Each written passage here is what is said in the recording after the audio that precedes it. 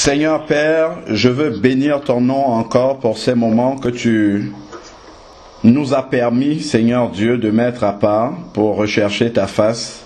Seigneur, merci encore pour la richesse de ces témoignages, Seigneur Dieu, qui viennent encore pour fortifier notre foi, Seigneur Père. Tu nous montres comment tu es le Dieu des détails, Seigneur Dieu Tout-Puissant.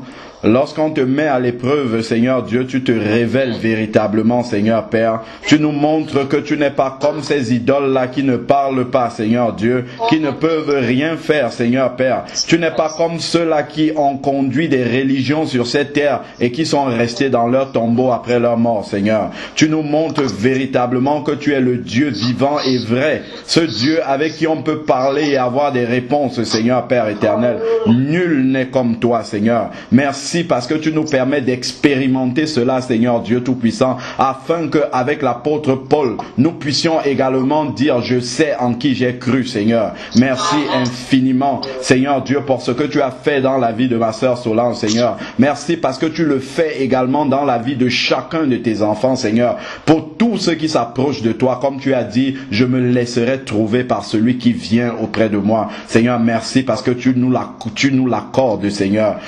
Père, je veux te prier maintenant pour te remettre ces paroles, Seigneur Dieu, que nous avons à partager dans ton saint livre, Seigneur Dieu, que ton esprit nous conduise encore dans toutes choses et que tu puisses encore nous donner des cœurs ouverts, des cœurs obéissants, Seigneur Dieu, que nous ne soyons pas des auditeurs oublieux, Seigneur Père, mais que nous puissions recevoir, Seigneur Dieu, cette parole dans une terre bien préparée et qu'elle puisse produire du fruit dans nos vies, le fruit pour la vie éternelle, Seigneur Dieu Tout-Puissant, parce que c'est cela que tu veux pour chacun d'entre nous, au nom de Jésus-Christ. Amen.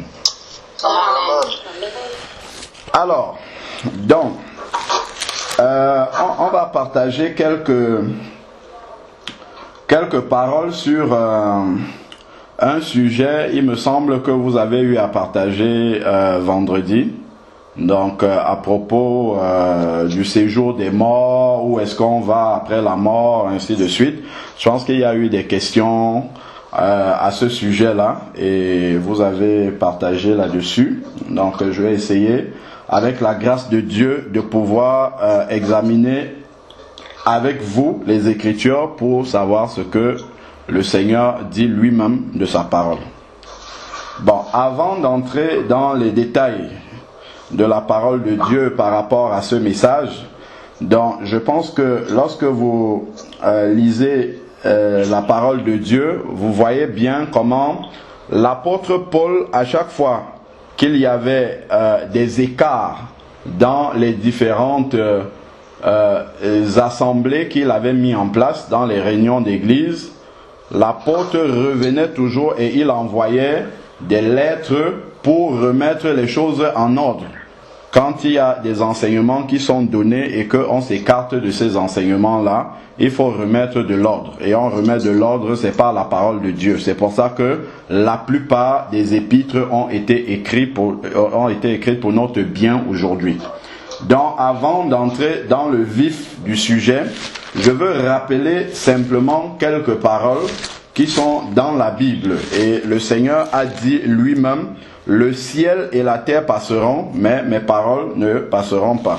Donc, il y a quelques commandements, ce ne sont même pas des exhortations, ce sont des commandements que le Seigneur a donnés justement pour l'ordre dans son église, parce qu'on ne peut pas faire les choses comme on le veut. Parce que si on fait les choses comme nous on veut, le Seigneur n'agrée pas cela.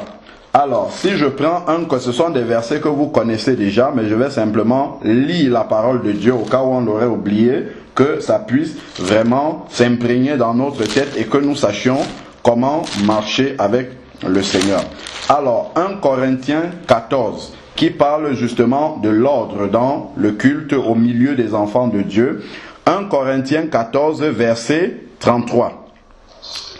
Car Dieu n'est pas un Dieu de désordre, mais de paix. Voilà, donc quand les enfants de Dieu s'unissent, Il y a un certain ordre à respecter, c'est un ordre qui est établi par le Seigneur et sur lequel l'apôtre Paul notamment a laissé des écrits. Et nous devons nous conformer à ce qui est écrit là-dedans.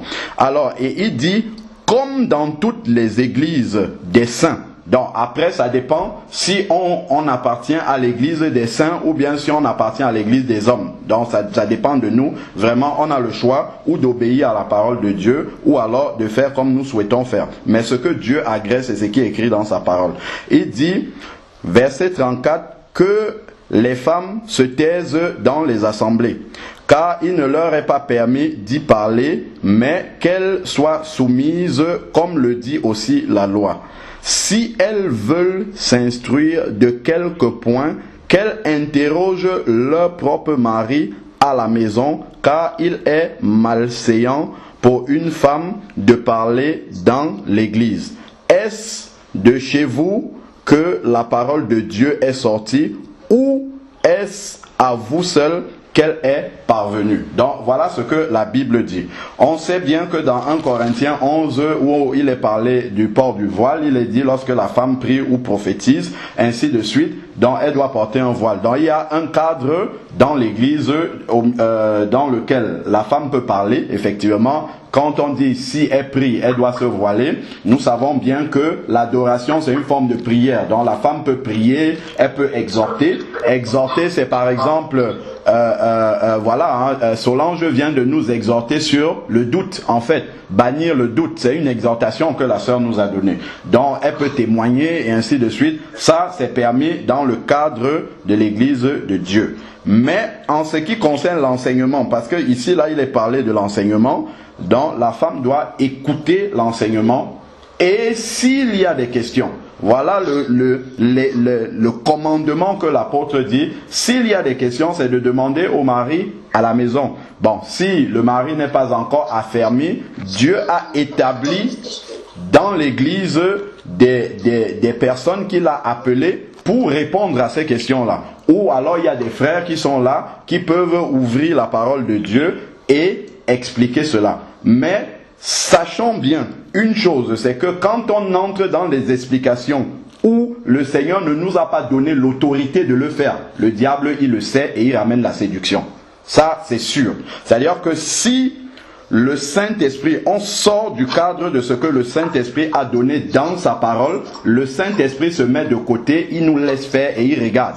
Et là, le diable vient s'installer et il dit n'importe quoi au travers des bouches des personnes qui ne sont pas autorisées à le faire. Ça, c'est quelque chose qui est biblique. Et chaque fois qu'on va entrer dans ces travers-là, on va toujours voir le résultat qui est dans la parole de Dieu. Si je prends 1 Timothée, chapitre 2, verset 11 au verset 15, ça ce sont des versets qu'on connaît par cœur. Hein. C'est juste des rappels parce que c'est écrit dans la parole de Dieu. Et si nous on oublie ces versets-là, le diable lui n'oublie pas ces versets-là. Donc dès qu'on se met en marge de ces versets-là, le diable a le libre cours de venir au milieu des enfants de Dieu et de faire ce qu'il a envie de faire. Ça c'est sûr. Le Seigneur Jésus ne peut nous défendre que lorsque nous sommes dans l'obéissance à la parole de Dieu. Si nous sommes hors de l'obéissance, le Seigneur n'a rien à faire au milieu de nous. Il se met de côté et il nous regarde faire. Alors, je prends ici 1 Timothée 2, verset 11. Bon, on a lu le début chez Jacqueline. Alors, que la femme s'instruise en silence, c'est-à-dire qu'elle écoute l'instruction, qu'elle reçoive l'enseignement en silence, avec une entière soumission. Je ne permets pas, c'est bien écrit comme ça dans notre Bible, je ne permets pas à la femme d'enseigner ni de prendre autorité sur l'homme, mais qu'elle demeure dans le silence. Car Adam a été formé le premier, Ève ensuite, et ce n'est pas Adam qui a été séduit, c'est la femme qui, séduite, s'est rendue coupable de transgression. Elle sera néanmoins sauvée en devenant mère si elle persévère dans la foi et ainsi de suite. Donc, une fois que la femme se met à enseigner la parole de Dieu, le diable sait que la porte est ouverte pour venir avec la séduction. J'ai libre cours de le faire. Ça, il vient et il le fait proprement comme ça s'est passé dans le jardin d'Éden. Ça n'a pas changé, le diable n'a pas changé, il est toujours le même et il viendra toujours avec cette séduction-là si on transgresse ce qui est écrit là dans la parole de Dieu. Alors, maintenant, évidemment, il y a un ministère auquel, parmi les responsabilités que les sœurs peuvent avoir dans l'assemblée, on en trouve dans Tite chapitre 2, de verset 3 au verset 5. Alors, Tite 2, verset 3 au verset 5, il est dit que les femmes âgées doivent aussi avoir l'extérieur qui convient à la sainteté, n'être ni médisantes, ni asservies aux excès de vin, qu'elles doivent donner de bonnes instructions. Donc voilà ce à quoi les femmes âgées sont appelées dans l'assemblée de l'église. Il y a un micro qui grésouille ici, s'il vous plaît, si vous pouvez couper, ça nous ferait du bien à tout le monde. Donc, donner de bonnes instructions, ça c'est le rôle des femmes âgées dans l'église, et d'apprendre aux jeunes femmes. Donc elles doivent instruire les jeunes femmes, pas enseigner les jeunes femmes, parce qu'on confond aussi. Elles ne doivent pas enseigner, il n'y a pas plusieurs enseignants de la parole de Dieu dans l'église. Les enseignants ont ce ministère-là, ils sont appelés pour le faire. On dit elles doivent instruire, c'est donner des conseils, et il est expliqué même ce qu'elles doivent donner comme conseil aux jeunes femmes: à aimer leur mari, leurs enfants, à être sensées, chastes, occupées aux soins domestiques, bonnes, soumises chacune à leur mari, afin que la parole de Dieu ne soit pas calomniée. Donc voilà ce à quoi les sœurs qui ont une certaine maturité dans l'église sont appelées à faire. On demande souvent communément c'est quoi l'enseignement, c'est à quel moment que l'enseignement commence. Prenons Hébreux chapitre 6, du verset 1 au verset 2. Et là, je crois que quand on va lire ça, les choses vont commencer à s'éclairer pour nous et on comprendra là où est-ce que vous avez transgressé la parole de Dieu. Parce que je crois que jusque-là, c'est peut-être pas clair. On va dire oui, mais vendredi, c'est le moment de partage. Tout le monde est libre de parler. Oui, on est libre de parler quand nous partageons nos expériences. Mais quand on entre dans la parole de Dieu, il faut respecter ce que la parole de Dieu nous demande de faire.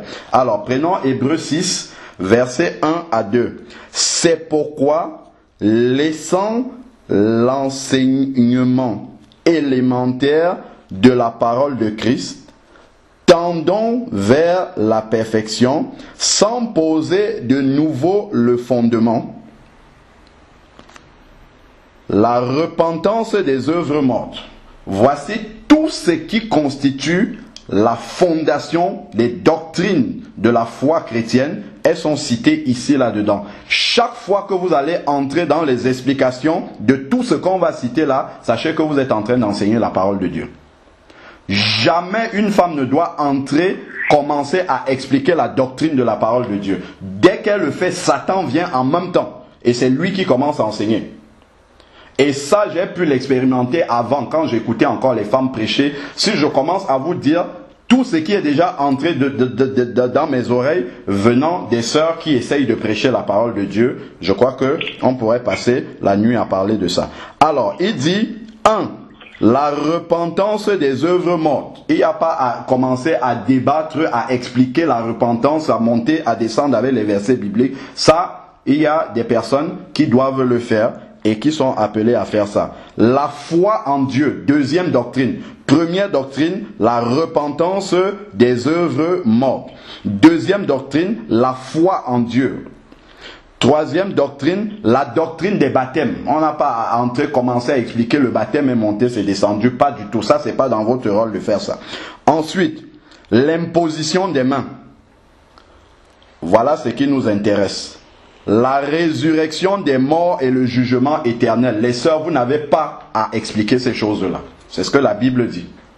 Résurrection des morts, jugement éternel, ce sont des doctrines fondamentales de la parole de Dieu. Si vous commencez à expliquer cela, c'est que vous êtes en train d'enseigner la parole de Dieu. Parce que c'est la doctrine. Donc, je redonne le verset pour celui qui demande, Hervé, je crois. C'est Hébreux 6 du verset 1 au verset 2. Voilà. Donc, ces versets-là, ces deux versets-là, il faut bien les retenir. Ça, ce sont des éléments de la parole de Dieu qu'il faut laisser de côté parce que ça fait partie de la doctrine. Donc, et la doctrine ne peut être que enseignée. On n'exhorte pas sur la doctrine, on l'enseigne. On la décortique avec les versets de la parole de Dieu.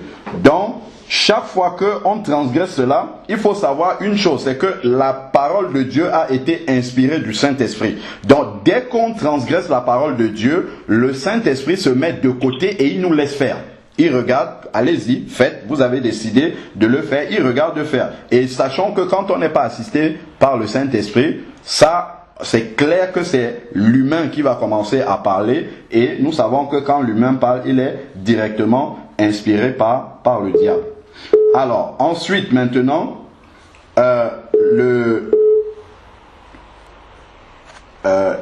donnez-moi une minute. Voilà. Donc, le Saint-Esprit ne peut confirmer que la parole de Dieu. Donc, si on a transgressé la parole de Dieu, le Saint-Esprit ne va jamais venir confirmer cela. Parce que le Saint-Esprit, c'est lui qui a inspiré la parole de Dieu. Donc, ce qu'il confirme, c'est la parole de Dieu. Si une sœur a une question, c'est écrit là qu'elle doit demander à son mari. Donc, ça ne sert à rien d'aller poser la question à une autre sœur. Une question qui concerne la doctrine, si tu vas le faire, c'est que tu as déjà transgressé la parole de Dieu.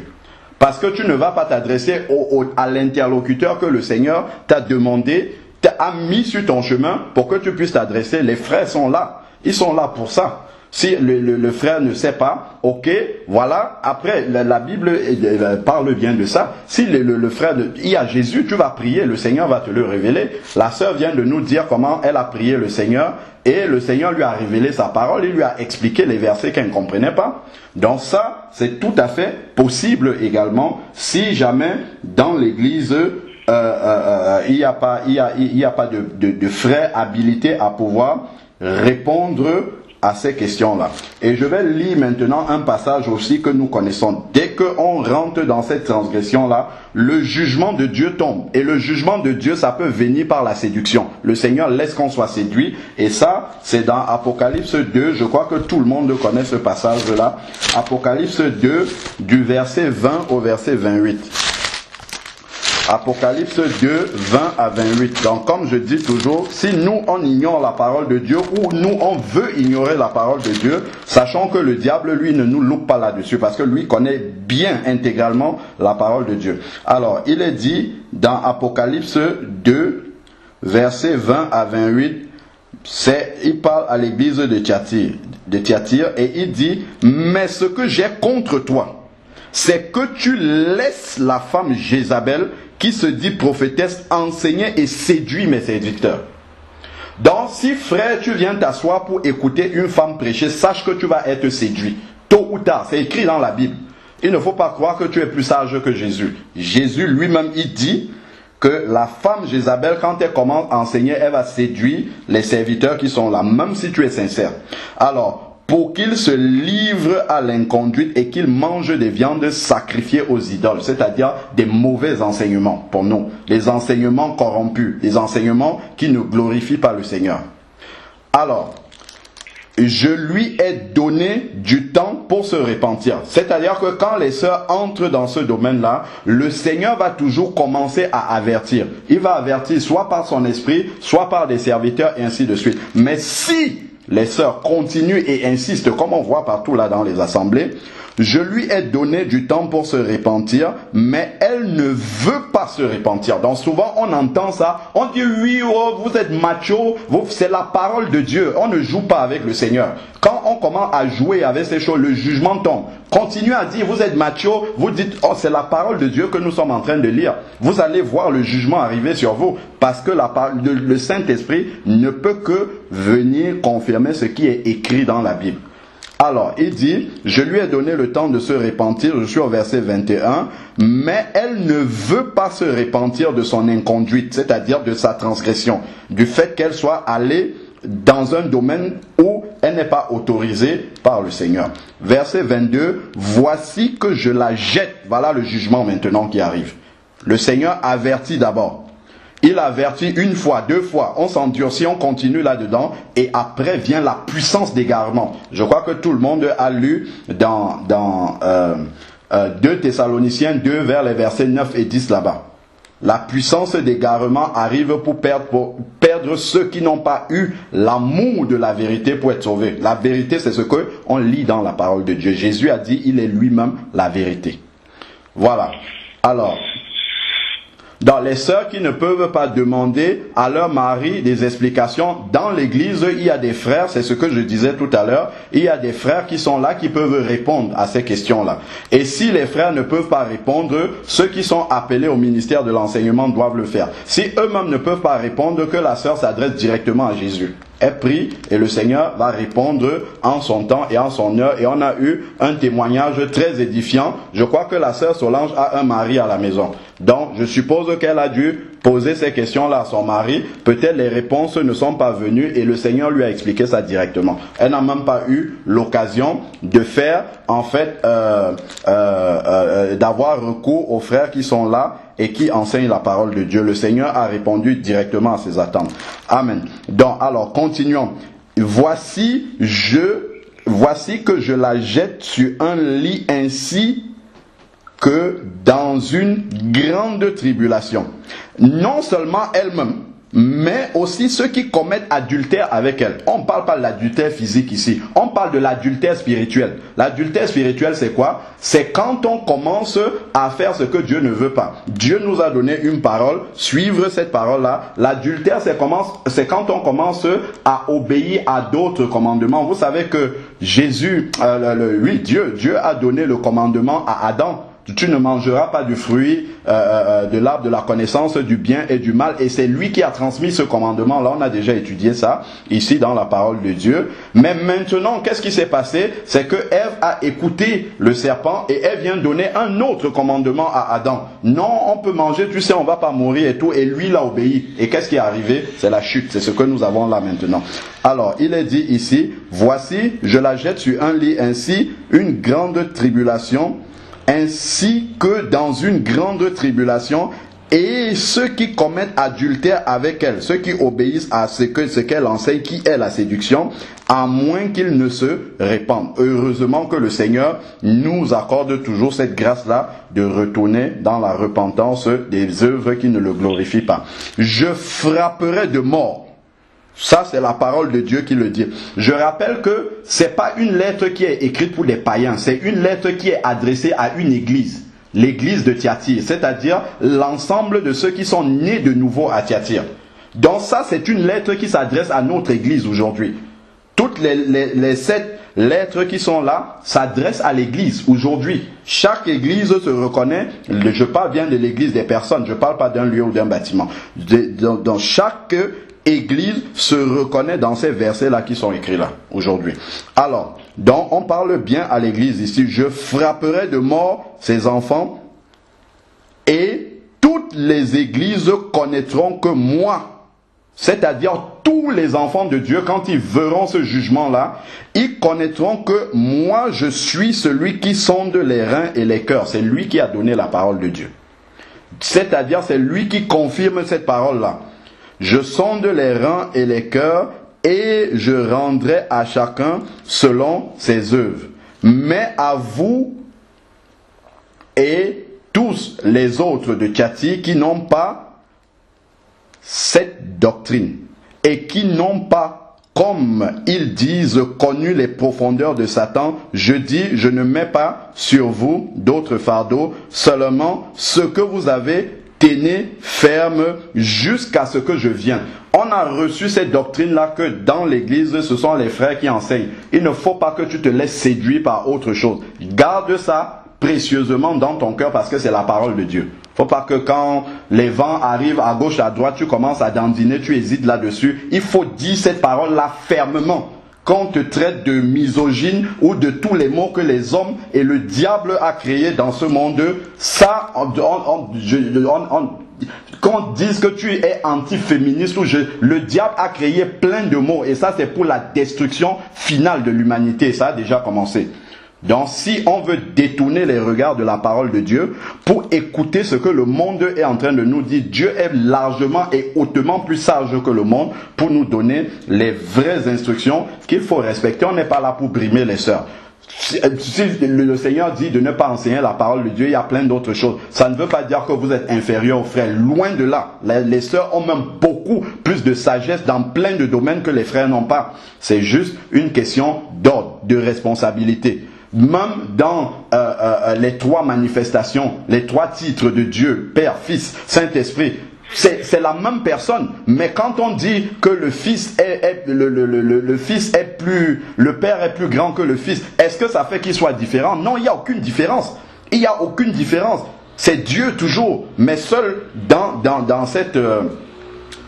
comment dire, dans cette relation entre Père, Fils et Saint-Esprit, ils ont établi un ordre. Et puis ça marche bien. Il n'y a pas dans une des manifestations où on dit non, moi je suis inférieur et ainsi de suite. Non, pas du tout. Ça c'est le monde qui nous inculque ça. Ça avant la chute, Adam et Ève n'avaient pas ce type de problème-là. Ça, ce sont le monde qui vient nous phagocyter avec ces idées de croire que si les uns occupent une responsabilité et les autres une autre, ça veut dire que l'un est inférieur à l'autre. Loin de là, il n'y a pas cette pensée-là dans la parole de Dieu. C'est juste une question de responsabilité. Le corps est organisé tel que le Seigneur le veut. Amen. Nous voulons te dire merci Seigneur parce que tu es victorieux Seigneur Père. En toutes circonstances Seigneur Dieu, tu te révèles comme le Dieu de la victoire. Parce que Seigneur, tu nous as dit que tu bâtiras ton église et que les portes du séjour des morts ne prévaudront pas sur elle, Seigneur Père. Merci parce que tu nous as démontré encore, Seigneur Dieu, que tu as vaincu définitivement à la croix, Seigneur, et que tu as exposé toutes ces puissances-là, tu les as livrées publiquement en spectacle, Seigneur Père. Tu nous démontres encore, Seigneur Dieu, que tu es au-dessus, comme ta parole nous dit. Nous sommes assis dans les lieux célestes en Christ, au-dessus de toutes les puissances, au-dessus de toutes les dominations. Seigneur, merci parce que tu nous l'as démontré encore, Seigneur Dieu, en ce moment où l'autre a voulu venir, Seigneur Dieu, s'aimer le trouble au milieu, Seigneur Dieu, de l'enseignement que tu es en train de donner à tes enfants, Seigneur. Merci parce que nous pouvons nous appuyer fidèlement sur toi, Seigneur. Merci parce que tu n'as jamais déçu, Seigneur Dieu, tes enfants. Tu es toujours là, tu veilles, Seigneur Père. Tu veilles toi-même sur ta parole, Seigneur Dieu Tout-Puissant, pour la répandre avec autorité et vérité, Seigneur Dieu Tout-Puissant. Père, nous voulons te bénir encore pour cela au nom de Jésus-Christ. Amen. Amen. Gloire à Dieu. Amen. Alléluia. Je crois que chacun d'entre nous a pu expérimenter que nous sommes vraiment en train de livrer un combat spirituel. Quand on commence à dévoiler ces vérités-là, vous avez vu la Freebox, j'ai dû la redémarrer, elle a mis je ne sais pas combien de temps à se remettre en place. L'ordinateur qui n'a jamais coupé, depuis on est là en train de prier, il n'y a rien, ça marche normalement. Dès qu'on commence à dévoiler, paf, tout s'est arrêté. J'ai dû redémarrer l'ordinateur, redémarrer la Freebox et ainsi de suite. Et passer un temps dans l'adoration avec Jacqueline qui est en ligne sur le téléphone. Et nous rendons grâce au Seigneur parce que le Seigneur est victorieux en toutes circonstances. Que son nom soit béni. Amen. Alors, donc on va poursuivre. L'autre il sème le trouble, mais on va quand même continuer à prêcher la parole de Dieu jusqu'au bout.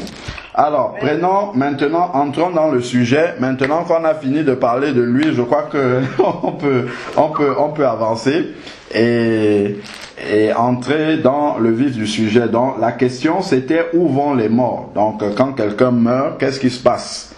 Donc, est-ce que la parole de Dieu a des réponses par rapport à ça? Oui, la parole de Dieu a des réponses très claires par rapport à cela. Alors, prenons Hébreux 9, verset 27. Ça, c'est un verset, je crois que nous connaissons tous. C'est « Il est réservé aux hommes de mourir une seule fois, après quoi vient le jugement. » Donc, il est réservé aux hommes Donc ces hommes avaient grande tâche, aux hommes et aux femmes bien entendu, de mourir une seule fois, après quoi vient le jugement. Donc c'est quelque chose qui est instantané, c'est immédiat. Le jugement dont il est parlé là, c'est immédiatement au moment de la mort. Donc si vous restez là et que il y a quelqu'un qui est renversé par une voiture devant vous, à l'instant même où sa respiration s'arrête et que l'activité cérébrale aussi s'arrête, instantanément, il y a un jugement éternel qui est prononcé pour cette personne-là. Ou bien la personne retrouve le Seigneur, ou bien la personne est directement acheminée dans le séjour des morts. Ça, c'est ce que la parole de Dieu nous enseigne très clairement. Et pour cela, on peut prendre pour voir comment ce verset-là se met en application. Comme on a dit, c'est instantané, c'est immédiat au moment de la mort. Comme le verset 27 du chapitre 9 de Hébreux nous dit. Si on prend l'histoire de l'homme riche et Lazare, Luc 16, autant pour moi, verset 19 à 31. Dans ça, on connaît très bien. On va juste voir comment instantanément les choses se passent. Je lis dans Luc 19, Luc 16, verset 19. Il y avait un homme riche qui était vêtu de pourpre et de fin lin, qui chaque jour menait joyeuse et brillante vie. Un pauvre couvert d'ulcères du nom de Lazare était couché à son portail. Il aurait désiré se rassasier de ce qui tombait de la table du riche. Même les chiens venaient lécher ses ulcères. Donc ici, c'est jusqu'au verset 31, on va juste s'arrêter sur ce qui nous intéresse. Il y a beaucoup de choses qu'on pourrait dire sur ce chapitre-là. On a déjà lu ce passage-là expliqué dans d'autres circonstances. Donc là, on va juste s'arrêter sur qu'est-ce qui vient après la mort. C'est ça qui nous intéresse dans ce passage. Alors, verset 22, Luc 16, verset 22, le pauvre mourut et fut porté par les anges dans le sein d'Abraham. On voit qu'il n'y a pas de temps d'attente. Dans ceux qui croient que le purgatoire existe, déjà voici la contre-vérité de cela que la parole de Dieu enseigne. Il n'y a pas de purgatoire, il n'y a pas de lieu, intermédiaire où les âmes ne sauraient pas si elles sont sauvées ou si c'est instantané. Voilà ce que la Bible dit. Immédiatement, dès que le pauvre est mort, les anges sont immédiatement venus le chercher et l'amener dans le sein d'Abraham. Première vérité. Deuxième vérité maintenant, le riche aussi mourut et fut enseveli. Qu'est-ce qui se passe? Regardez entre le verset 22 et le verset 23. Vous pensez qu'il y a du temps? Il n'y a pas du temps, c'est instantané, c'est immédiatement. Il est dit dans le verset 23, dans le séjour des morts, il leva les yeux. Qui? Le riche. Donc instantanément, à l'instant où il meurt, il est enseveli, il se retrouve directement dans le séjour des morts, sans aucune transition. Ses yeux se sont fermés, son activité cérébrale s'est arrêtée, le cœur ne bat plus, le jugement éternel est prononcé comme Hébreux 9, 27 a dit, instantanément, il se retrouve dans le séjour des morts. Bon, on va lire un peu ce qui se passe dans le séjour des morts pour avoir une petite idée quand même de ce que c'est. S'il vous plaît, coupons les micros. C'est possible de couper les micros? Rien du tout. Nathalie? Nathalie, tu nous as retrouvés? Bon, alors, donc on poursuit l'enseignement. Alors, verset 23. Dans le séjour des morts, il leva les yeux. Extraordinaire. Il y a tellement de précisions dans la Bible. Il est dans le séjour des morts et il lève les yeux. Ça veut dire qu'une fois qu'il est mort, son corps de poussière là a été enseveli, mais vous entendez ou pas? Parce qu'il y a Nathalie qui se plaint de ne pas entendre. Vous entendez? Oui, oui. Bon. Donc, dans le séjour des morts, qu'est-ce qui se passe? Il est dit ici, il leva les yeux. Ça veut dire que dans le séjour des morts, il a des yeux, déjà. Le corps qu'il avait sur cette terre a été enseveli, Et il a revêtu un corps de mort, comme on peut appeler ça d'après la parole de Dieu, un corps de mort avec lequel il est dans le séjour des morts. Et dans le séjour des morts, ce corps de mort-là a des yeux. Donc il lève des yeux et en proie au tourment. Donc on nous dit déjà que immédiatement après sa mort, il se retrouve dans le séjour des morts. Et dans le séjour des morts, il y a des tourments. Il est en proie au tourment. Donc il est tourmenté.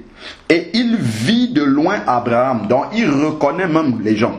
Donc sa mémoire est entière.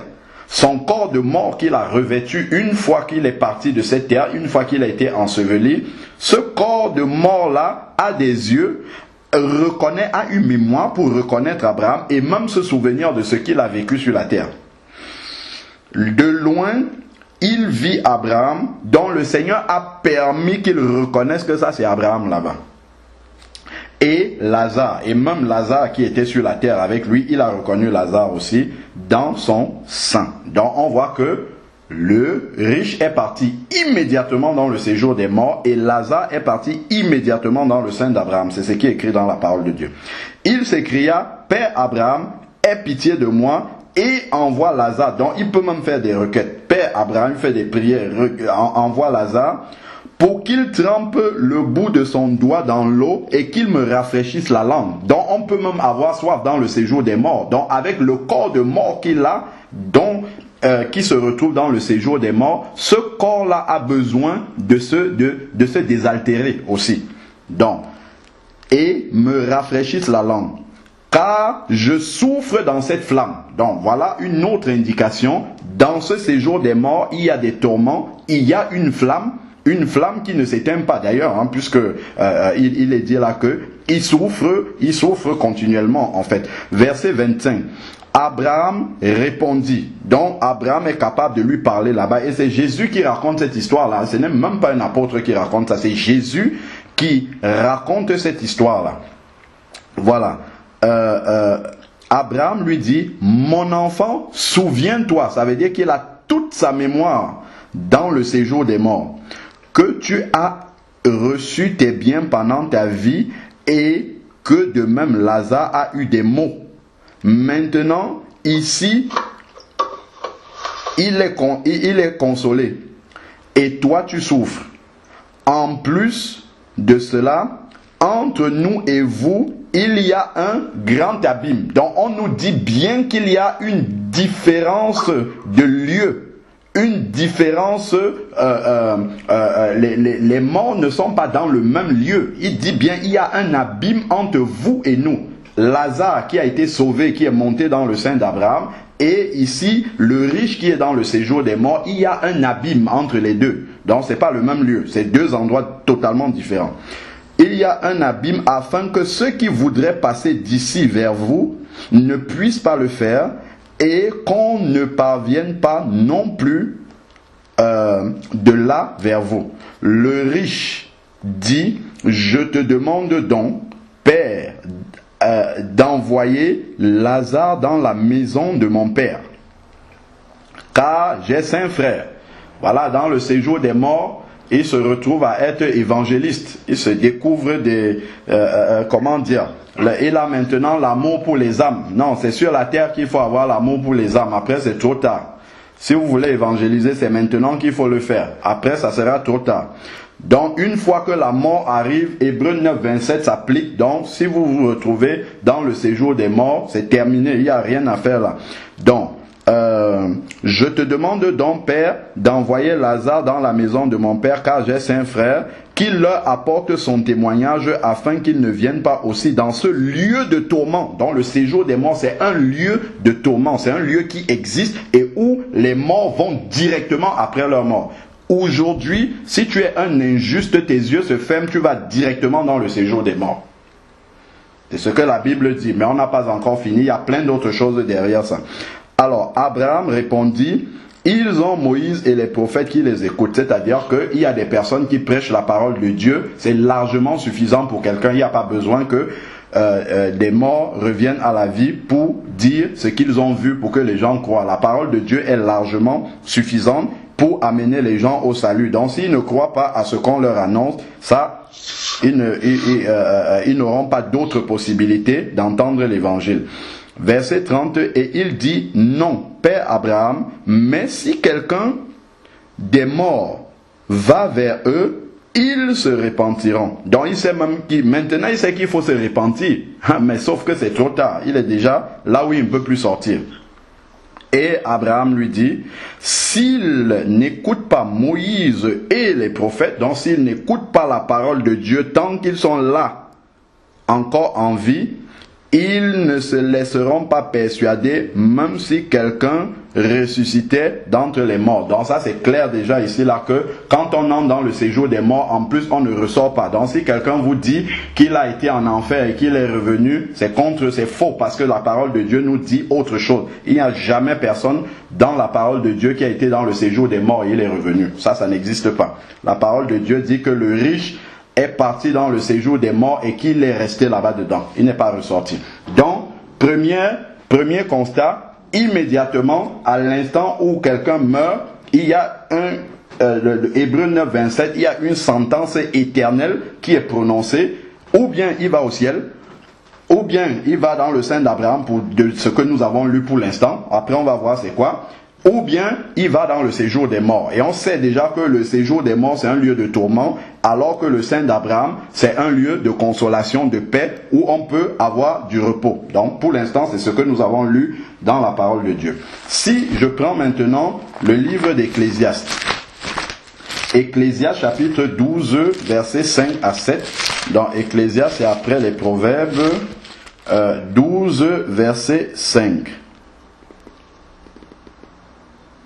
Alors, Ecclésiaste chapitre 12, verset 5, il est dit, l'on craint ce qui est élevé, l'on a des terreurs en chemin, l'amandier fleurit, la sauterelle devient pesante, la capre n'a plus d'effet, car l'homme s'en va vers sa demeure éternelle, et les pleureurs circulent dans la rue avant que le cordon d'argent ne se détache, que le globe d'or se casse, que la jarre se brise sur la source et que la roue se casse sur la citerne. Verset 7. Avant que la poussière retourne à la terre, il parle de la poussière dont l'homme est créé, la poussière retourne à la terre, comme elle y était, l'homme a été créé à partir de la poussière, et que l'esprit retourne à Dieu. C'est ce qui est écrit dans la parole. Donc quand quelqu'un meurt et qu'il connaît le Seigneur, son esprit retourne à Dieu. Et je sais que Dieu n'habite pas dans le séjour des morts. Ecclésiaste chapitre 12 verset 5 au verset 7. Quand quelqu'un meurt connaissant le Seigneur, c'est écrit ici là que son esprit retourne à Dieu qu'il a donné. Et Dieu n'habite pas dans le séjour des morts. Et ça c'est confirmé par Lazare qui est parti dans un lieu de consolation que la Bible a appelé ici le sein d'Abraham. Donc ça déjà, ça vient confirmer ce qu'on a lu là-bas. Continuons maintenant. Si nous prenons Luc chapitre 23, Luc chapitre 23 verset 39. Luc 23. Alors, autant pour moi. Luc 23 verset 39 nous dit, on va lire de 39 à 43, l'un des malfaiteurs, donc là on est pendant la crucifixion de Jésus, l'un des malfaiteurs suspendu en croix blasphémait contre lui, blasphémait contre Jésus. N'es-tu pas le Christ? Sauve-toi toi-même et sauve-nous. Mais l'autre lui fit des reproches et dit, ne crains-tu pas Dieu, toi qui subis la même condamnation? Gloire à Jésus, parce que ici là, Ce brigand-là reconnaît que Jésus est Dieu. C'est ce qui est écrit là. Tu subis la même condamnation que lui. Ça montre que dans son cœur, il avait reçu le Seigneur déjà. Même si ce n'est pas dit Jésus, je t'accepte comme Seigneur et Sauveur, il reconnaît que Jésus est Dieu. C'est ce qui est écrit ici là. Toi qui subis la même condamnation, ne crains-tu pas Dieu, toi qui subis la même condamnation. Ensuite, pour nous, c'est justice. Donc, il se reconnaît pécheur en plus. Il y a la nouvelle naissance ici là, hein, de ce brigand-là. Dans ce passage-là, quand vous lisez, le brigand, il est né de nouveau là sur la croix. Il y a tous les éléments de la nouvelle naissance là sur la croix. Dans ces paroles, on le comprend. Alors, je reprends le verset 41. Pour nous, c'est justice, car nous recevons ce qu'ont mérité nos actes. Mais celui-ci n'a rien fait de mal. Il reconnaît que Jésus est totalement innocent en plus et dit, Jésus, souviens-toi de moi quand tu viendras dans ton règne. Donc en plus, il sait que Jésus va revenir. Donc ça, c'est vraiment un enfant de Dieu déjà. Il s'est converti là à la croix, il a compris beaucoup de choses. Alors, bon, mais c'est pas ce terrain-là qui nous intéresse. Donc, souviens-toi quand tu viendras dans ton règne. Verset 43, Jésus lui dit, et c'est là justement qu'on doit faire attention à ce qui est enseigné là dans la parole de Dieu. Jésus lui répondit, en vérité, je te le dis aujourd'hui, pas demain. Là, on va être crucifié. Là, on va mourir. Et qu'est-ce qui va arriver? Il dit, aujourd'hui, tu seras avec moi dans le paradis. Amen. Est-ce que le paradis, c'est le séjour des morts? Voilà quelqu'un qui va mourir. Et Jésus lui dit, tu seras avec moi aujourd'hui, instantanément, là, après ta mort. Tu seras avec moi où? Dans le paradis. Voilà quelqu'un qui vient de donner sa vie au Seigneur, qui vient de recevoir Jésus dans sa vie autant pour moi, et à qui Jésus dit, tu seras avec moi dans le paradis. Donc si tu es un chrétien, à l'instant où tu meurs, tu te retrouves dans le paradis avec Jésus. Amen. Ça, c'est ce que la parole de Dieu dit très clairement. Et il n'y a même pas d'ambiguïté là-dessus. Alors, il y a beaucoup d'autres exemples là comme ça. Donc le paradis, c'est bien écrit ici, tu seras dans le paradis. Le paradis, c'est pas dans le séjour des morts. Le paradis, c'est le paradis. Le séjour des morts, c'est autre chose. Alors, si nous prenons maintenant acte 7, le cas d'Étienne. Tous ces passages sont là pour nous montrer ce qui arrive après la mort. Si nous sommes enfants de Dieu ou si nous ne le sommes pas. Alors, si nous prenons acte 7, verset 54. En entendant cela, donc Étienne qui était en train de parler bien qu'on le lapidait, en entendant cela, il fut exaspéré dans leur cœur et ils grincèrent des dents contre lui, contre Étienne. Mais Étienne, rempli du Saint-Esprit, première chose, Étienne est rempli du Saint-Esprit. Donc tout ce qu'il va dire, tout ce qu'il va faire, c'est conduit par l'Esprit de Dieu. Étienne, rempli du Saint-Esprit, fixa les regards vers le ciel et vit la gloire de Dieu et Jésus debout à la droite de Dieu. Voilà Jésus qui se met debout pour accueillir son martyr, celui qui est en train d'être martyrisé pour son nom. Jésus se met debout pour accueillir le martyr. Il ne se met pas debout pour que Étienne aille dans le séjour des morts. Il y a quelque chose qui ne va pas là. Si jamais il fallait que chrétien qu'on aille dans le séjour des morts après. Donc Jésus se met debout à la droite de Dieu et voilà Étienne qui parle maintenant. Voici, je vois les cieux ouverts et le Fils de l'homme debout à la droite de Dieu. Il criait, ceux qui étaient là à côté de lui, il criait d'une voix forte en se bouchant les oreilles. Et ils se précipitèrent tous sur lui, le chassèrent hors de la ville et le lapidèrent. Les témoins avaient déposé leurs vêtements aux pieds d'un jeune homme appelé Saul. Ils lapidèrent Étienne qui priait et disait, Seigneur, qu'est-ce que vous avez dans vos Bibles? Seigneur, Jésus, reçois mon esprit. Le Seigneur Jésus habite-t-il dans le séjour des morts? Pas du tout. Jésus est dans le paradis.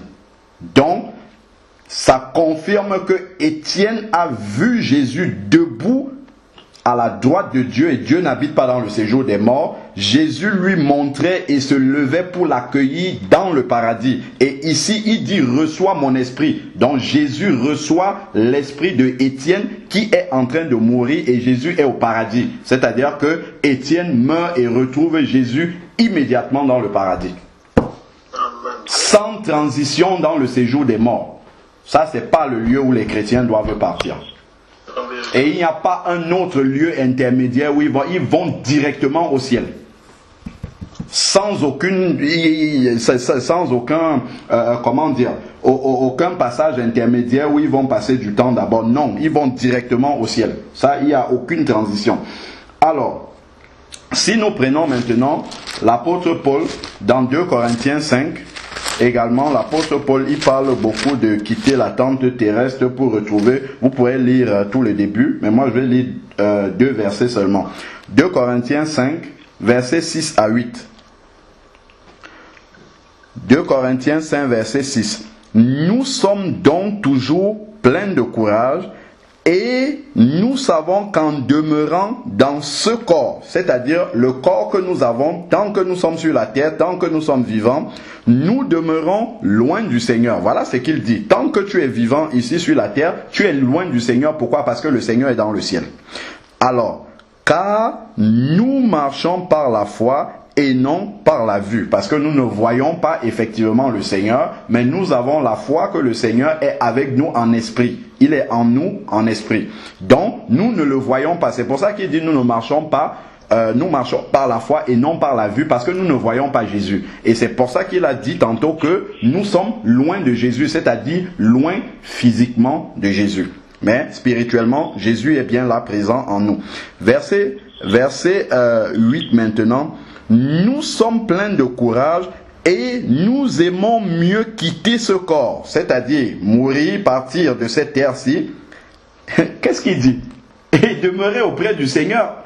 Le Seigneur vit-il dans le séjour des morts? Non. Le Seigneur est au ciel. Il est dans le paradis là-bas.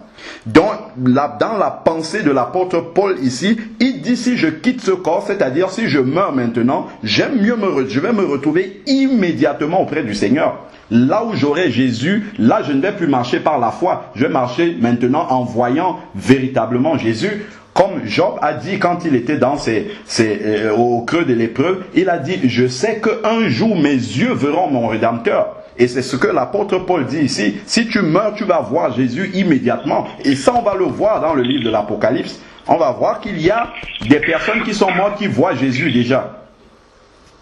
Alors, continuons. Donc, ici, on a bien compris qu'il n'y a pas d'étape intermédiaire. Si je prends maintenant, allons voir maintenant ces personnes-là. Apocalypse, chapitre 4, versets 1 à 2. Dans Apocalypse chapitre 4, versets 1 à 2, voilà ce que l'apôtre Jean nous dit. Après cela, je regardais, et voici une porte ouverte dans le ciel. Donc, c'est une vision que l'apôtre Jean a eue. Apocalypse chapitre 4, versets 1 à 2. Je vis une porte ouverte où? Dans le ciel. On nous dit bien, c'est pas dans le séjour des morts, c'est dans le ciel. C'est ce qui est écrit là. Je vis une porte ouverte dans le ciel, telle une trompette. La première voix que j'avais entendue me parlait et dit, monte ici et je te ferai voir ce qui doit arriver dans la suite. Verset 2.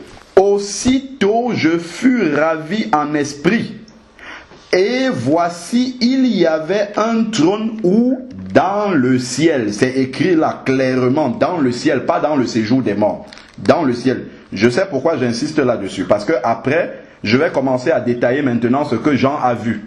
Et là maintenant on va comprendre pourquoi j'insiste à dire dans le ciel.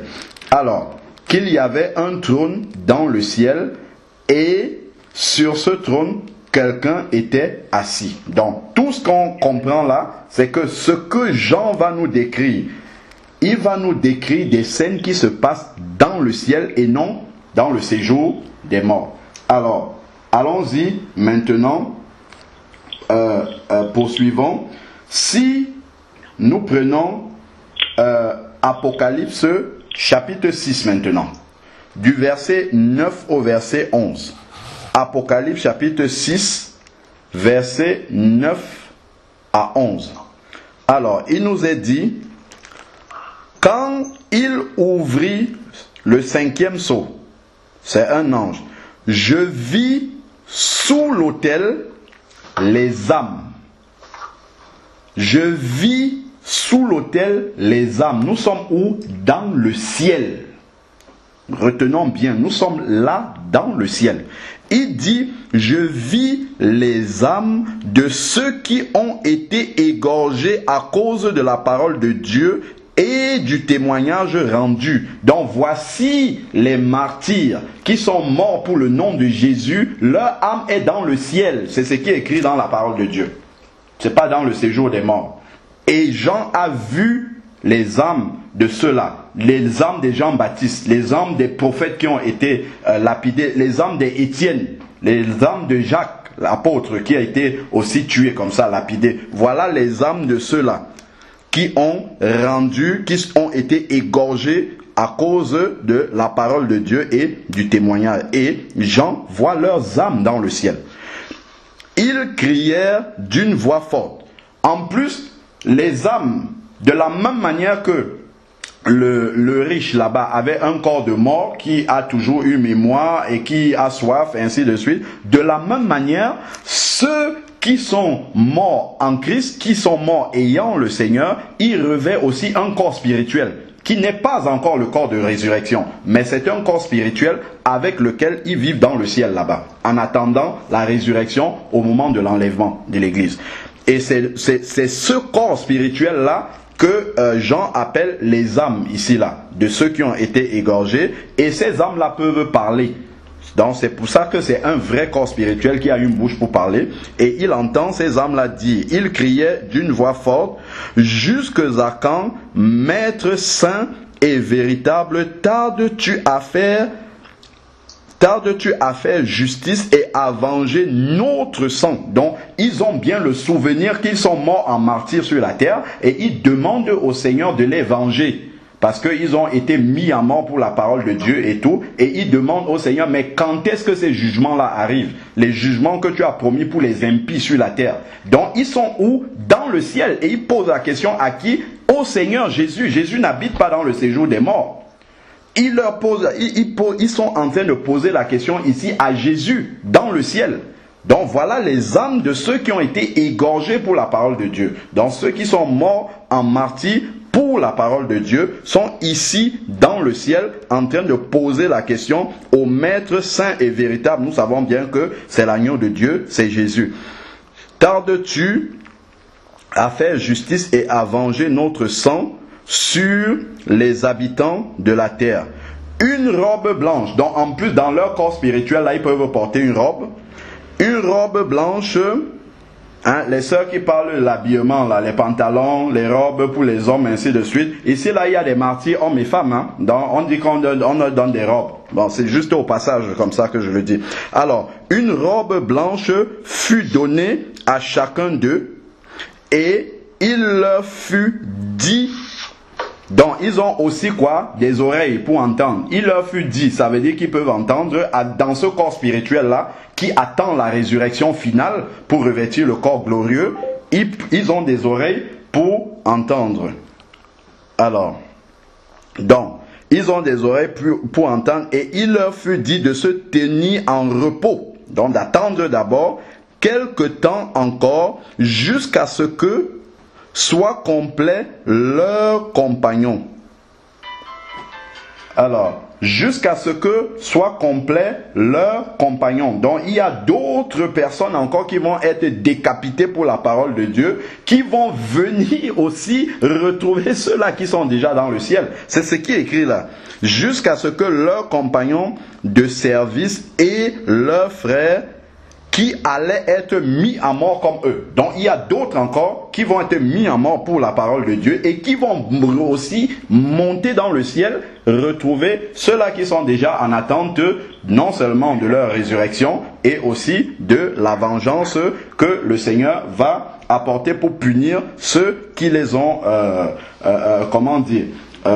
martyrisés au point de les tuer pour le nom de Jésus, parce qu'ils ont prêché la parole de Dieu. Donc voilà comment nous voyons, ça c'est dans l'attente de la résurrection finale pour avoir le corps glorieux que Jésus avait au moment où justement il est ressuscité d'entre les morts. Donc ils sont dans un corps spirituel, dans la présence de Dieu, en attendant le moment de la résurrection. Donc clairement, si tu es un chrétien et que tu meurs, ton âme, comme il est dit ici, sous la forme d'un corps spirituel, va se retrouver dans la présence de Dieu jusqu'à ce que le moment de l'enlèvement arrive, afin que ton corps, justement, glorieux, puisse ressusciter. Voilà, ça c'est la réponse claire de la parole de Dieu telle que nous sommes en train de le voir ici. Et puisqu'il a dit les âmes ici, là, donc, qui est différent du corps de résurrection final qu'on aura. Si nous prenons Luc 24, Luc chapitre 24 et verset 36, nous allons voir Jésus après la résurrection. Il a dit quelques mots là-bas qui peuvent justement nous éclairer un peu. Luc 24, verset 36. Luc 24, verset 36. Tandis qu'il parlait, donc c'est Jésus qui est apparu comme ça au milieu des 11 disciples, tandis qu'il parlait de la sorte, lui-même se présenta, lui-même c'est Jésus ici, se présenta au milieu d'eux et leur dit, que la paix soit avec vous. Saisi de frayeur et de crainte, je suis au verset 37, il pensait voir quoi? Un esprit. Il pensait que Jésus était en esprit. Mais il leur dit, Jésus dit, pourquoi êtes-vous troublés et pourquoi ces raisonnements s'élèvent dans vos cœurs? Voyez mes mains et mes pieds, c'est bien moi. Touchez-moi et voyez, un esprit n'a ni chair ni os, comme vous voyez que j'en ai. Donc là, Jésus n'est pas sous la forme ceux qui sont morts et qui sont dans la présence de Dieu, mais ici, là, le corps de résurrection finale que nous aurons au moment de l'enlèvement. Parce que Jésus, lui, il est déjà ressuscité. Alors que les martyrs qu'on a vus là dans le ciel ne sont pas encore ressuscités. Ils ont simplement un corps spirituel qui attend la résurrection. Amen. Donc, voilà la différence entre Jésus ressuscité, comme nous serons à l'état final, et ceux qui sont en attente de la résurrection. Alors, maintenant, à quel moment, enfin, comment va se passer donc la résurrection de ces martyrs-là qui sont dans le ciel et dont aussi les enfants, les enfants de Dieu au moment de l'enlèvement? On nous parle bien de ces martyrs-là. À un moment donné, ils vont revenir à la vie. C'est-à-dire qu'ils vont passer de l'état spirituel dans lequel ils sont là, parce que les gens les ont appelés les âmes de ceux qui ont été égorgés pour la parole de Dieu et le témoignage de cette parole-là. Il les a appelés les âmes, mais on a vu qu'ils peuvent parler, ils peuvent écouter aussi, et ainsi de suite. Donc c'est un corps spirituel intermédiaire. Mais après, Apocalypse 20, verset 4, nous parle de la résurrection des corps de ces personnes-là. Alors, donc pour revêtir justement le corps avec lequel Jésus est apparu avec ses disciples, à ses disciples, c'est Apocalypse 20, verset 4. Apocalypse chapitre 20, verset 4, on est vers la fin. Il dit, je vis des trônes à ceux qui, si assis, fut donné le pouvoir de juger. Et je vis les âmes. Voilà, il parle encore, il utilise exactement le même mot qu'il a utilisé tout à l'heure dans Apocalypse 6. Donc, les âmes, c'est ceux qui sont morts et qui sont sous cette forme spirituelle, ce corps spirituel-là qui attend la résurrection. Je vis les âmes de ceux qui étaient morts sous la hache. Il précise bien, ce sont les martyrs ici-là. À cause du témoignage de Jésus, donc ceux qui sont morts en Christ, comme Étienne, Jacques, et à cause du témoignage de Jésus, voilà, et de la parole de Dieu, il y a aussi ceux qui sont morts dans l'Ancien Testament, et de ceux qui ne s'étaient pas prosternés devant la bête. Donc il y a aussi ceux qui vont vivre pendant la grande tribulation et qui n'ont pas pris la marque de la bête. Ils ne se sont pas prosternés devant la bête et ni devant son image, et qui n'avaient pas reçu la marque sur le front ni sur la main, revint à la vie. Donc voici la résurrection de leur corps ici. À la fin de la grande tribulation, il y a la résurrection des corps. Là maintenant, ils passent de l'état de corps spirituel qu'ils avaient à l'état du corps glorieux finalement. Et si vous lisez bien 1 Corinthiens 15, l'apôtre Paul explique en détail la différence entre tous ces corps-là, le corps spirituel, corps glorieux, tout ça. Si vous lisez 1 Corinthiens 15, il parle que de ça là-dedans. Alors, donc, voilà comment ceux-là reviennent à la vie maintenant avec le corps physique et final de résurrection. Maintenant, il est dit ici, dans Apocalypse 6 tout à l'heure, on a lu à partir du verset 9 je crois, mais on peut lire le verset qui est juste plus haut, c'est le verset 8. Apocalypse 6 verset 8 dit: je regardais et voici un cheval d'une couleur verdâtre. Celui qui le montait se nommait la mort. Comprenons bien. Celui qui le montait se nommait la mort, et le séjour des morts l'accompagnait. Là, il parle du séjour des morts. Il se nommait la mort, et le séjour des morts l'accompagnait. Le pouvoir leur fut donné sur le quart de la terre. Mais ça, c'est, nous sommes dans la grande tribulation ici, là, ça, c'est sur, le pouvoir leur est donné sur des injustes. C'est pas sur les enfants de Dieu, c'est sur les injustes. Donc ceux, justement, qui ne montent pas, qui ne vont pas aller dans la présence de Dieu, ils vont plutôt aller dans le séjour des morts. Donc si tu meurs et que tu ne connais pas Christ, comme on a déjà vu dans le cas du riche, tu vas dans le séjour des morts et c'est ce qui est confirmé ici. La mort et le séjour des morts accompagnaient donc celui qui montait le cheval verdâtre, et on lui a donné le pouvoir sur un quart de la terre et de faire périr, voilà, périr les hommes. C'est un jugement que Dieu envoie sur la terre, sur les impies, sur ceux qui n'ont pas cru en son nom. Donc les injustes, à ce moment-là, seront mis à mort et vont partir dans le séjour des morts qui accompagne ce chevalier-là. C'est ce que la parole de Dieu nous dit. Donc, pour faire périr les hommes par l'épée, par la famine, la peste et les bêtes sauvages sur la terre. Donc, ces impies-là iront effectivement dans le séjour des morts, tel qu'on l'a vu pour l'homme riche, qui est déjà un endroit de tourment où on a vu il y a des flammes qui brûlent continuellement.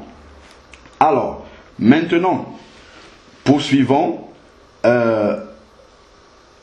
Dans ce lieu, ce séjour des morts là, on va voir en fait que c'est pas encore l'endroit définitif, justement, où les injustes vont demeurer éternellement. C'est pas encore l'endroit définitif. C'est un endroit où ils sont déjà tourmentés en attendant le jugement final qui va arriver et où ils vont passer dans un autre lieu qu'on va aussi lire dans la parole de Dieu. Alors, si nous prenons maintenant Apocalypse 20, verset 11. C'est là qu'on va voir la résurrection des injustes là maintenant. Ceux qui sont dans le séjour des morts là, à un moment donné, eux aussi, à la fin des 1000 ans, parce que après la grande tribulation de 7 ans, il y aura le millénium où Christ va régner pendant 1000 ans sur la terre. Et au bout des 1000 ans maintenant, c'est là où les morts injustes vont revenir à la vie, non plus pour vivre normalement sur la terre, mais juste pour écouter leur jugement et aller maintenant dans le lieu définitif. Et ça, on va voir ça aussi dans la parole de Dieu. Donc, le séjour des morts, c'est déjà un lieu de tourment, en attendant le jugement éternel final qui va les amener dans là où ils vont passer l'éternité, si on peut dire ça comme ça. Alors, Apocalypse 20, verset 11 dit: « Puis je vis un grand trône blanc, et celui qui y était assis, devant sa face s'enfuit la terre et le ciel. Ça, c'est extraordinaire, ça. La terre que vous voyez là autour de nous disparaît. Le ciel aussi disparaît. Moi, j'ai envie de demander, Seigneur, qu'est-ce qui se passe quand la terre et le ciel disparaissent? On est dans le vide. Nous sommes dans le néant. Notre intelligence ne peut même pas encore concevoir ce qui est écrit là. Mais la Bible nous dit, la terre et le ciel s'enfuient devant lui. Alors, et il ne fut plus trouvé de place pour eux. Et je vis les morts. Voilà maintenant, ça ce sont les morts injustes. Ceux qui ne sont pas ressuscités jusqu'à présent là. Ceux qui n'ont pas participé à l'enlèvement. Ceux qui n'ont pas été, qui sont restés dans le séjour des morts depuis ce temps-là. Ils vont donc revenir à la vie ici là. Les morts, les grands et les petits, debout devant le trône. Si vous avez fait attention dans les versets qu'on a lus, et c'est cohérent depuis les épîtres, si vous avez lu 1 Thessaloniciens 4, verset 13 à 18, qui parle de l'enlèvement, comment l'apôtre Paul parle des morts en Christ, il dit ceux qui dorment. À chaque fois, il les appelle ceux qui dorment. Il ne dit pas les morts. Après, quelque part, il a expliqué que ce sont les morts en Christ, mais il dit ceux qui dorment. Et vous avez vu l'apôtre Jean aussi. Ceux qui sont morts, ayant l'Esprit de Dieu en eux, se retrouvent dans le ciel. Jean a dit les âmes de ceux qui ont été égorgés. Mais il n'a pas parlé de mort. Parce qu'ils ne sont pas morts spirituellement, ils sont vivants.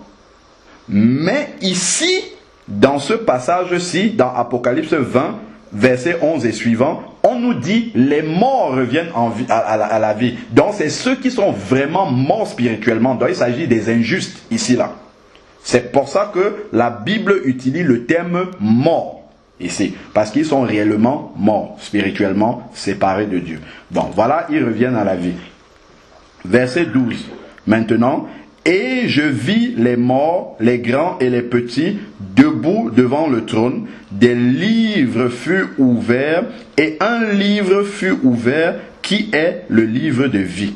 Les morts furent jugés d'après ce qui était écrit dans le livre, selon leurs œuvres. Donc, ils viennent simplement entendre. Donc, quand quelqu'un va dans le séjour des morts là-bas, bon, ok, il sait que là, il n'est pas sauvé et puis il n'a même pas à discuter parce qu'on voit le riche, il n'a jamais discuté avec Abraham. Hein. Je n'ai pas le droit d'être ici. Non, pas du tout. Il reconnaît que c'est là où il doit être et il reste tranquille. Et là, maintenant, il faut qu'ils écoutent cette sentence-là. Ça, ce passage-là, c'est ce qu'on appelle, les gens appelaient ça communément le jugement dernier. Donc, c'est ce qui se passe ici.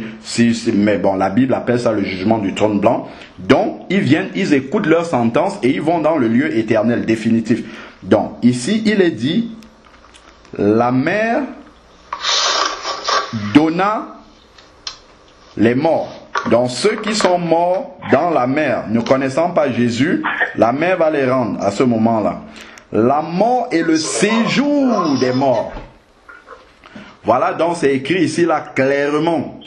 Tous ceux qui sont allés dans le séjour des morts vont revenir là maintenant à la vie pour écouter leur jugement éternel. Donc le riche là qui se trouvait dans le séjour des morts, il va revenir à la vie pour écouter ici là le jugement éternel. Alors, et ici, il est dit, le séjour des morts donnèrent les morts qui s'y trouvaient, et il fut jugé selon ses œuvres. La mort et le séjour des morts. Voilà maintenant comment est-ce que ceux qui sont allés dans ce séjour des morts là, là où ils vont finir définitivement, il nous est dit ici, la mort et le séjour des morts furent jetés dans l'étang de feu. Donc l'étang de feu est le lieu définitif où les morts injustes vont passer leur éternité. Donc il y a d'abord une étape intermédiaire d'attente du jugement éternel final qui est déjà appelé séjour des morts et qui est un endroit de tourment comme on a vu avec le riche, et à la fin ce séjour des morts là va être jeté dans les temps de feu qui brûle sûrement 1000 fois plus ou bien 10 000 fois plus, je sais pas, seul le Seigneur le sait, mais le lieu définitif c'est justement les temps de feu. Dans certaines versions c'est le lac de feu, c'est ça le lieu éternel. Et le verset 15 nous dit: quiconque ne fut pas trouvé dans le livre de vie fut jeté dans les temps de feu. Et maintenant, si je prends Apocalypse chapitre 2, verset 11, qui va encore nous préciser que ça ne concerne pas ceux qui sont morts ayant le témoignage de Jésus, ayant l'Esprit de Dieu, dont on parle bien des morts injustes. C'est d'eux qu'il s'agit ici, là, dans ce jugement éternel-là. Prenons Apocalypse 2, verset 11, qui nous dit ça très clairement. Apocalypse 2, verset 11, nous dit que celui qui a des oreilles écoute ce que l'Esprit dit aux églises. Le vainqueur ne sera pas touché par la seconde mort. Le vainqueur ne sera pas touché par la seconde mort. Donc celui qui sera mort ayant gardé le témoignage de Christ ne passera pas dans ce jugement-là. Parce que le fait de jeter les gens dans les temps de feu, c'est ça qu'on appelle la seconde mort. Et il y a qu'à lire, lisons Apocalypse 20, verset 6. Apocalypse 20, verset 6, nous dit « Heureux et saints ceux qui ont part à la première résurrection ». Ceux qui ont part à la première résurrection, celle qui a lieu là pendant l'enlèvement, et également les martyrs qui vont revenir à la vie, ainsi de suite, c'est ça la première résurrection. Parce que la deuxième, la résurrection finale, là, c'est la résurrection des injustes. C'est pour ça qu'il parle de heureux, ceux qui ont part à la première résurrection. Alors, la seconde mort n'a pas de pouvoir sur eux. La seconde mort, c'est le fait de jeter les gens définitivement dans le lac de feu. C'est ça que la Bible appelle la seconde mort. La seconde mort n'a pas de pouvoir sur eux, mais ils seront sacrificateurs de Dieu et du Christ et ils régneront avec lui pendant 1000 ans. Amen.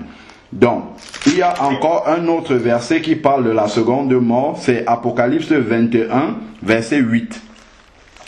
Apocalypse 21, verset 8 dit « Mais pour les lâches, les incrédules, les abominables, les meurtriers, les débauchés, les magiciens, les idolâtres et tous les menteurs, leur part sera dans l'étang brûlant. » Donc, on parle bien ici du lac de feu que nous avons vu tantôt. L'étang brûlant de feu et de soufre, cela c'est la seconde mort. Donc ce que la Bible appelle la seconde mort, c'est vraiment le fait d'être définitivement séparé de Jésus quand on verse le contenu du séjour des morts dans le lac de feu. C'est ça la seconde mort, et ça c'est la fin définitive des injustes. Ils entrent là-bas, terminé, ils ont écouté leur sentence et c'est fini. Et effectivement, le lac de feu, je ne sais pas si c'est ça que les gens appellent l'enfer. Pour l'instant, il n'y a encore personne là-bas. Mais dans le séjour des morts, il y a des gens. Tous ceux qui meurent ne connaissant pas Jésus, ils vont là-bas. Mais dans le lac de feu, il n'y a encore personne. Parce qu'il y a 2 personnes qui vont entrer là-bas en premier, et la 3e personne aussi qui va entrer là-bas. On sait qui c'est. Alors, prenons Apocalypse 19, verset 20. Apocalypse chapitre 19, verset 20. Ça encore, d'ailleurs, je vais d'abord lire le verset et puis vous allez voir comment une des séductions qui circule là partout va encore tomber maintenant. Apocalypse 19, verset 20 nous dit « Et la bête », donc c'est l'homme impie, ce qu'on appelle souvent l'antichrist là. Bon, la bête fut prise avec elle le faux prophète qui avait opéré devant elle les signes par lesquels il avait séduit ceux qui avaient reçu la marque de la bête et qui se prosternèrent devant son image. Tous deux, à savoir l'homme impie et le faux prophète, furent jetés vivants dans l'étang de feu où brûle le soufre. Donc ici, les 2 premières personnes qui vont être jetées dans l'étang de feu définitif, c'est le faux prophète et la bête, l'homme impie. Ce sont les 2 premiers qui vont inaugurer ce lieu-là. C'est pour ça que le Seigneur disait que la géhenne a été préparée pour Satan et ses anges. Ce sont les 2 premiers qui vont inaugurer le lac de feu, pas le séjour des morts, mais le lac de feu. Satan ne va même pas passer par le séjour des morts. C'est pour ça que quand on dit qu'on a vu Satan tourmenter des gens en enfer, je suppose que c'est le séjour des morts que les gens appellent l'enfer, c'est quelque chose qui n'est même pas biblique, parce que Satan ne se trouve pas dans ce lieu-là. Satan va être jeté immédiatement, on va lire ça dans le verset suivant là-bas, directement dans le lac de feu. Il va pas passer par le séjour des morts, il va directement dans le lac de feu, parce que c'est lui le troisième qui doit entrer là-bas. Apocalypse 20, verset 10. Verset 10 nous parle du diable. Le diable qui séduisait fut jeté dans les temps de feu et de soufre, où sont, donc il va venir trouver déjà là-bas, la bête et le faux prophète. Et ils seront tous ensemble là, tourmentés jour et nuit au siècle des siècles. Donc les trois là seront d'abord jetés là-bas dedans. Et ensuite maintenant, au verset 11, là nous sommes au verset 10 de Apocalypse 20, verset 10, le diable est venu retrouver la bête et le faux prophète qu'on a vu qui ont été jetés là-dedans dans Apocalypse 19, verset 20. Donc ils sont trois déjà là-bas. Et maintenant, lorsque vous tournez au jugement dernier là, à partir du verset 11, là maintenant, tous les injustes vont venir les retrouver là-dedans lorsque le séjour des morts sera vidé dans les temps de feu, qui est le lieu où ils vont passer leur éternité définitive, et effectivement, ils seront tourmentés au siècle des siècles. Et si vous lisez également Apocalypse 14, du verset 9 au verset 12, il est dit aussi que ceux qui ont adoré la bête et qui ont pris la marque de son nom seront également jetés directement dans cet étang de feu-là, où ils vont être tourmentés avec la bête, le faux prophète et tous les injustes qui seront passés en jugement. Donc voilà en gros ce que la parole de Dieu dit très clairement de ce qui arrivera après pour ceux qui sont morts. Donc en résumé, quelqu'un connaît Jésus aujourd'hui, il est en règle avec Christ, il meurt immédiatement, bon, son corps va être enseveli, va pourrir dans la terre, mais on sait bien que lui-même ce n'est pas son corps, nous ne sommes qu'une enveloppe charnelle dans laquelle habite un esprit, notre esprit. C'est notre esprit qui va être préservé, et Ecclésiaste 12, verset 5 à 7 nous a dit, l'esprit retourne à celui qui l'a créé. Donc tu meurs, tu es en Christ, ton esprit monte directement dans la présence du Seigneur et tu vas revêtir là-bas un corps spirituel dans lequel tu vas attendre la résurrection finale. Au moment où la trompette va sonner, 1 Thessaloniciens chapitre 4 verset 13 à 18, la trompette sonne, le corps spirituel, Jésus quand il descend avec les corps spirituels de tous ceux qui sont morts en Christ, et ceux-là maintenant qui sont morts en Christ vont ressusciter, comme 1 Thessaloniciens 4 le dit très bien. Les morts en Christ vont ressusciter premièrement, ensuite nous les vivants, nous serons changés et tous ensemble nous monterons dans la présence du Seigneur. Donc voilà ce qui va se passer si tu es un enfant de Dieu fidèle jusqu'au bout. Maintenant, si tu ne connais pas Jésus et que tu meurs aujourd'hui, clairement, comme le riche, tu vas dans le séjour des morts où tu es déjà tourmenté, comme on a vu pour le riche. C'est très, tu lis ce que le riche vit, c'est exactement ça que tu vas vivre. Tu es dans ce lieu-là avec un corps de mort. Un corps de mort, pourquoi? Il n'est pas comme le corps que nous avons ici. Pourquoi? Parce que ton corps et le mien que nous avons ici, si on commence à le brûler au bout d'un certain temps, il va se consumer totalement et on n'en parlera plus. Mais là, on voit que ce monsieur-là, dans le séjour des morts, ce corps qui là brûle, se consume, brûle continuellement mais ne se consume pas. C'est-à-dire que la souffrance est là, mais le corps, il continue à subir cette souffrance-là, mais sans totalement s'anéantir. Parce qu'il y a des gens aussi qui disent que oui, après la mort, c'est le néant, il n'y a rien. La Bible contredit ça très clairement. Donc, celui qui ne connaît pas le Seigneur va brûler comme ça, en attendant la résurrection finale qui aura lieu après les 1000 années de règne du Seigneur sur la terre, qui arrivera après l'enlèvement et après les 7 années de tribulation. Résurrection des injustes, ils passent devant le jugement du trône blanc et ensuite, immédiatement, ils vont dans le lac de feu qui est le lieu éternel où ils vont retrouver donc le diable, le faux prophète et la bête pour passer leur éternité là-bas. Amen. Donc, voilà ce que la parole de Dieu dit à propos de où vont les morts. Seigneur Père, nous voulons te bénir encore pour ta parole que tu nous as donné de partager. Merci parce que tu ne nous as pas laissés dans l'ignorance, Seigneur Dieu Tout-Puissant. Merci parce que tu nous accordes encore, Seigneur Dieu, le discernement de ton esprit pour comprendre vraiment tes promesses, Seigneur Dieu Tout-Puissant. Lorsque nous lisons toutes ces promesses qui sont là, Seigneur Père, cela nous encourage encore à nous accrocher à toi, Seigneur Dieu, à finir, Seigneur Dieu, la course que nous avons commencée avec toi. Merci parce que tu ne nous abandonnes pas en chemin. Merci pour ta main tendue qui est toujours là pour nous relever lorsque nous chutons, Seigneur Père éternel. Accorde-nous encore cette grâce-là de continuer à courir avec ton soutien, Seigneur Dieu, afin que tu puisses nous retrouver sur la ligne d'arrivée, Seigneur Père, parce que c'est cela même que tu attends. Père, comme tu nous dis dans ta parole par la bouche de l'apôtre Paul, il vaut mieux la fin d'une chose que son commencement. Père, aide-nous à être ces vainqueurs-là, Seigneur Dieu Tout-Puissant, qui arriveront, Seigneur Dieu, au bout de la course. Que ton nom soit béni encore et répands, Seigneur Dieu, encore, Seigneur Père, ta parole au plus profond de nos cœurs, Seigneur Dieu Tout-Puissant, au nom de Jésus-Christ. Amen. Au nom de Jésus. Amen. Amen.